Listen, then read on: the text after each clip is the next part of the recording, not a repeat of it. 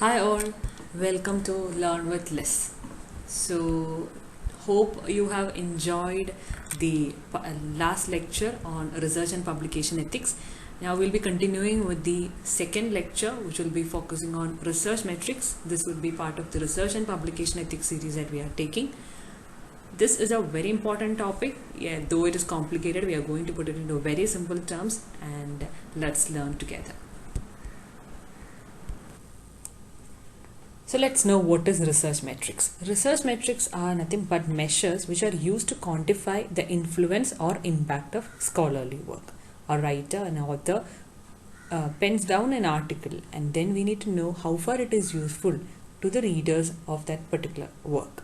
So you are trying to quantify the same in terms of some numbers so that it is easy to understand and also to evaluate that particular work as well as the author and also the journal where it is getting published. They are objective means for comparing scholarship for the purpose of promotion and tenure and also to attract or grant funding. So these are the various purposes where research metrics will be utilized.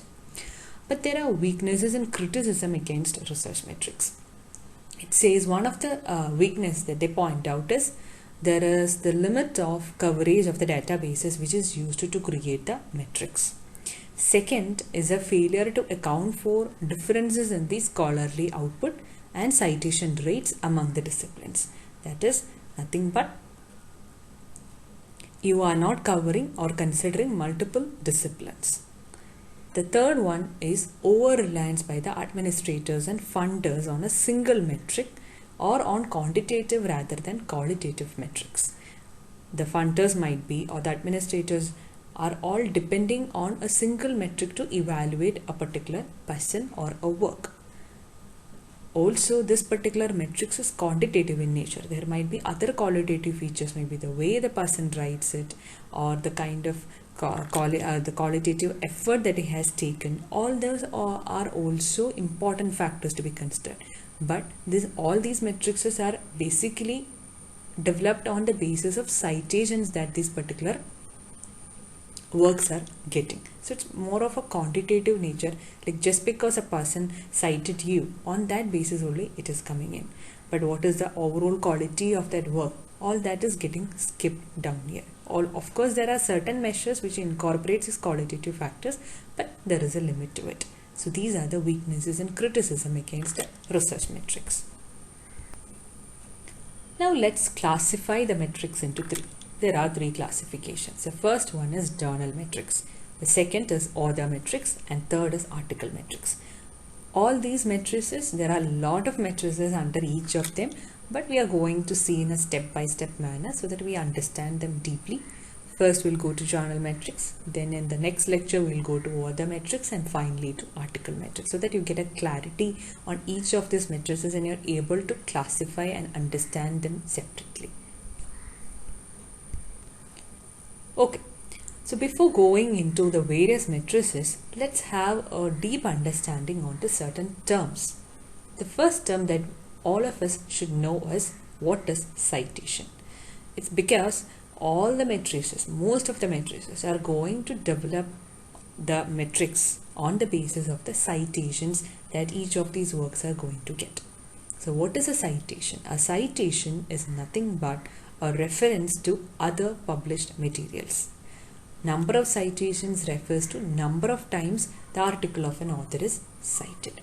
So it's like if I am quoting the work of somebody else in my work, he is getting one citation.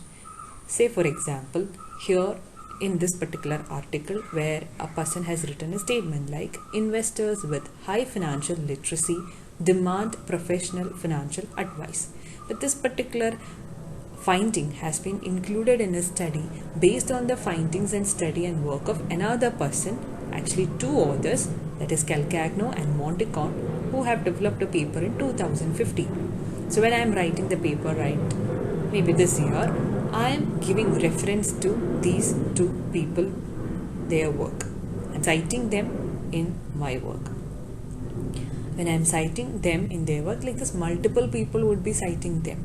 Now, all those citations, all those citing can be counted, and that forms a citation of the paper of Calcagno and Monticon, which was written in 2000. So citation is nothing but you are referring to other published materials, and from the point of view of that author we can say number of times the article of an author is cited, which means here in our example Calcagno and Monticon can say that, hey, my work has been cited by this particular person twice, like that.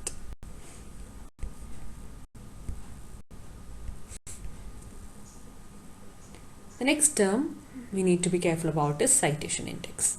Citation index is a database. This database consists of referencing to earlier items, nothing but earlier articles which are cited by later documents. So once you get into the database, you have a list of articles, and along with the list of those articles, they will also be giving reference to other articles from where they have taken the work. Also, it will be containing data regarding which all papers or other articles have cited this particular article. So it will consist of reference of earlier items cited by later documents in simple terms. So it consists of past seminal papers, the base papers in a particular field, and reading through these base papers and the papers that comes later on, we'll be able to know how the idea has developed over a time. Say for example, it may be marketing field or HR field or finance field. You take the past papers, which are the seminal base papers. From there you will be moving to the later ones, so that you get an idea how this particular field has developed over the time. And also these databases consist of new papers, the new directions in the area. Few examples for citation index we can say is, we all know them: Scopus, Google Scholar, PubMed, Web of Science, CiteSeerX. All these are examples of citation index. It's just that we didn't know they were called citation index. Okay, this is it. The next term that we need to know about is Journal Citation Report Year. This JCR year is the individual year for which a metric is provided or calculated for.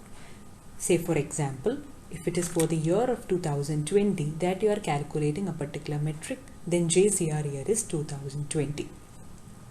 It is that individual year for which the metric is getting developed, because only when you know for which year you are calculating the metric, you will be able to make the calculations properly, because it's all based on the past year citations, etc. So we need to know the base year, for that base year or the year for which you are calculating the metric. Okay, now let's get into the whole world of journal metrics. Journal metrics, say for example impact factor, a lot of metrics as we are going to see. All these journal metrics will help you to know the citation patterns within each journal, and after you get a data regarding that, you will be able to know which journals are getting highly cited. So you take as example, take a discipline. Once you take a discipline, that is nothing but a subject area. So once you take a subject area or a discipline and you come to know about the journals, you list down those journals based on the citations or based on this matrices, you will be able to know which is the best journal in that particular field, so that you can start reading or start collecting articles from that particular journal or area which is the highly cited one, which will be creating more impact. So that is where journal metrics are going to help you as a researcher. Journal impact factor. Journal impact factor is the most commonly known journal metrics. So let's know what is impact factor. Impact factor is nothing but the average number of times articles from the journal published in the past 2 years have been cited in the JCR year. So how we will calculate impact factor? Let's see. Impact factor, see here we have 2020. Impact factor for 2020. So the JCR year is 2020. Impact factor 2020 would be the number of citations in 2020 of articles published in 2018 and 2019. So if you are calculating for the JCR year, you need to consider the citations received in 2020 for articles which are published in 2018 and 2019. Whole divided by total number of articles that are published in 18 and 19. So you are considering only the citations received in 2020 for articles published in 18 and 19. That is the numerator part. and divide that by total number of articles which are published in 18 and 19. So that will give you impact factor. So let's repeat once again. It is the average number of times articles from the journal published in past 2 years have been cited in JCR year. Here there is a small cartoon which talks about impact factor and impact paper. There is Newton sitting there talking about law of gravity, the apples are falling down, which is a high impact paper.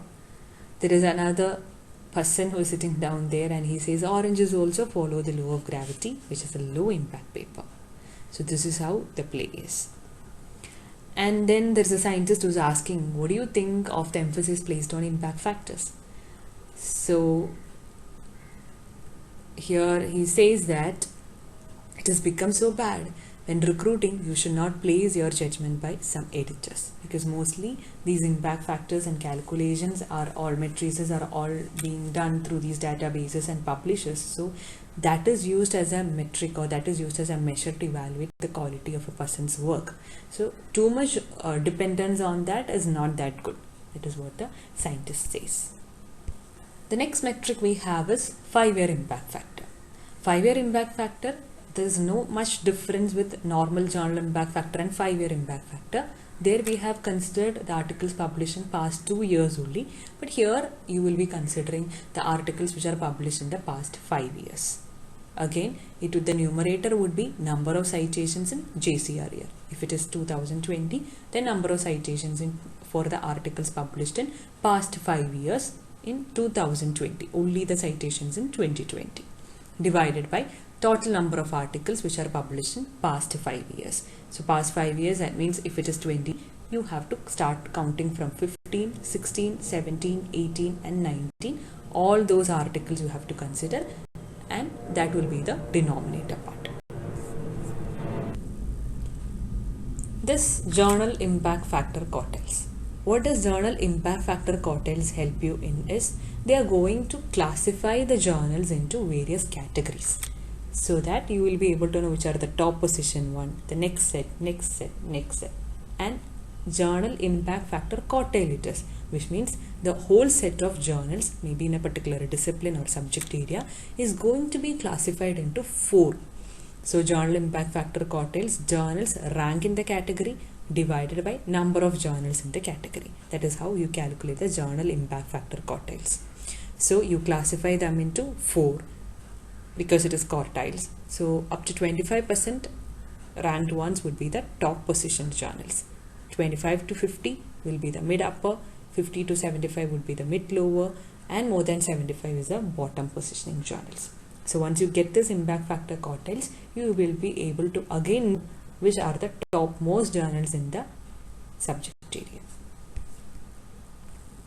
Eagan factor. So how is Eagan factor different from impact factor? Are they similar? To some extent, yes.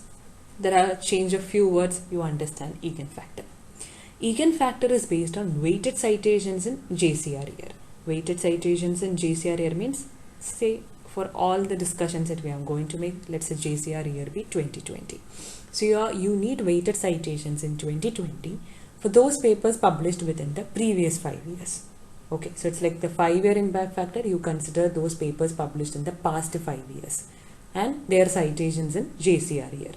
Similar we can say is Eagan factor, but there is a word which is like the weighted citations. This weighted citations, how do you determine? What is the weight that these citations are going to get? The weight is nothing but this, that is highly ranked or high impact journals, which means the citations that the previous 5-year articles must be getting should be in highly ranked or high impact journals. Then that will only be counted for the calculation of Eagan factor. That is how it is different from the impact factor. So in impact factor, there was no criteria that it should be cited in high impact or highly ranked journals. It could be cited anywhere. But here the citations are weighted according to the prestige of the citing journal, with citations from highly ranked or highly impact journals making a larger contribution to Eagan factor than those from poorly ranked journals. We can see that the matrices is getting improved. The qualitative factors are getting included in the metric in this way. So this is how, to some extent, we can say that weakness that has been pointed out regarding the metrics is getting solved, but not fully. These are few of the references which you can refer to if you want to read more onto the same.